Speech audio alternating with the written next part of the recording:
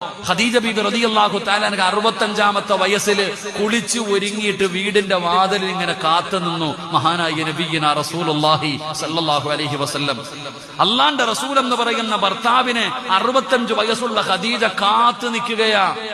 നബിതങ്ങൾ വീട്ടിലേക്ക് കടന്നു വന്നു. ഖദീജ ബീബി റളിയല്ലാഹു തആല അൻഹ ചിരിക്കുന്ന മുഖത്തോടെ നബിതങ്ങളെ സ്വീകരിച്ചു. അള്ളാഹുവിന്റെ പ്രവാചകൻ വീടിന്റെ അകത്തേക്ക് കടന്നു വന്നു. കഴിക്കാൻ ഭക്ഷണം എടുത്തു വെച്ചു. എന്നിട്ട് ഖദീജ ബീബിയും നബിതങ്ങളും ആ പാത്രത്തിന്റെ മുമ്പിൽ വന്നിരുന്നു. രണ്ടുപേരും ഒരു പാത്രത്തിന്റെ ചുവട്ടിൽ. ഭാര്യയും ഭർത്താവും ഒരുമിച്ചാ ഭക്ഷണം കഴിക്കുന്നേ. നബിതങ്ങളും ഖദീജ ബീബിയും ഭക്ഷണം കഴിക്കുമ്പോ ഖദീജ ബീബി റളിയല്ലാഹു തആല അൻഹ തന്റെ ഭർത്താവായ നബിതങ്ങളോട് ചോദിച്ചു, എനിക്ക് ഇത്തിരി ഭക്ഷണം വാരി തരുമോ?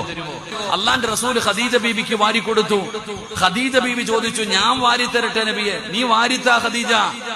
18ാമത്തെയോ 20ാമത്തെയോ 25ാമത്തെയോ 30ാമത്തെയോ 50ാമത്തെ വയസ്സിലല്ല, 65 വയസ്സുള്ള പ്രായമായ ഖത്താബിന് ഭക്ഷണം വാരിക്കൊടുക്കുന്നു. വാപ്പ ഉമ്മയ്ക്ക് വാരിക്കൊടുക്കുന്നു, ഉമ്മ ഭർത്താവിന് വാരിക്കൊടുക്കുന്നു. ഇത് കണ്ടാണ് ഫാത്തിമ വളരുന്നത്.